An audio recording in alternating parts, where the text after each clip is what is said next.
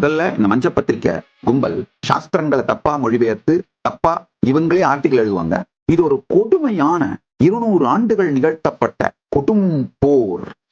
சனாதன இந்து தர்மம் வாழ்க்கை முறை, அதை மறக்கடித்து அந்த நூல்களை அழித்து அந்த கட்டமைப்புகளை சிதைத்து விட்டு சின்னாபின்னமாக்கி விட்டதனால், அது மாதிரி நமக்கு ஒரு கட்டமைப்பே இல்லைன்னு நாமே நம்ப துவங்கி விட்டதனால், அப்படி ஒருவேளை இருந்திருந்தால் அந்த கட்டமைப்பு தீமையானது அப்படின்னு நாம் மூளைச்சலவை செய்யப்பட்டு விட்டதனால், இவன் ஒரு ஸ்ரத்தையுடைய இந்து தலைவர்கள் கூட மனு தர்ம சாஸ்திரத்தை பற்றி ஒரு வாதம் நிகழ்த்துவதற்கு அல்லது மனு தர்ம சாஸ்திரத்தை தூக்கி பிடிப்பதற்கு அஞ்சி நடுங்குகின்ற அளவிலே கொடுமையான ஒரு பொய், அந்த அட்ராசிட்டி லிட்ரேச்சர் பில்ட் ஆயிடுச்சுங்க.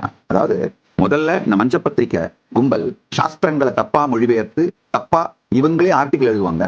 இதுக்கு அடுத்து இன்னொரு கும்பலை வச்சு இவங்க எழுதின ஆர்டிகல்ஸ் புக்ஸ் ரெஃபரன்ஸா காட்டி இன்னொரு கும்பல் இரண்டாவது நிலை அட்ராசிட்டி லிட்ரேச்சர் கிரியேட் பண்ணும். இந்த இரண்டாவது நிலை அட்ராசிட்டி லிட்ரேச்சர் டிசிமினேட் பண்ணுவாங்க.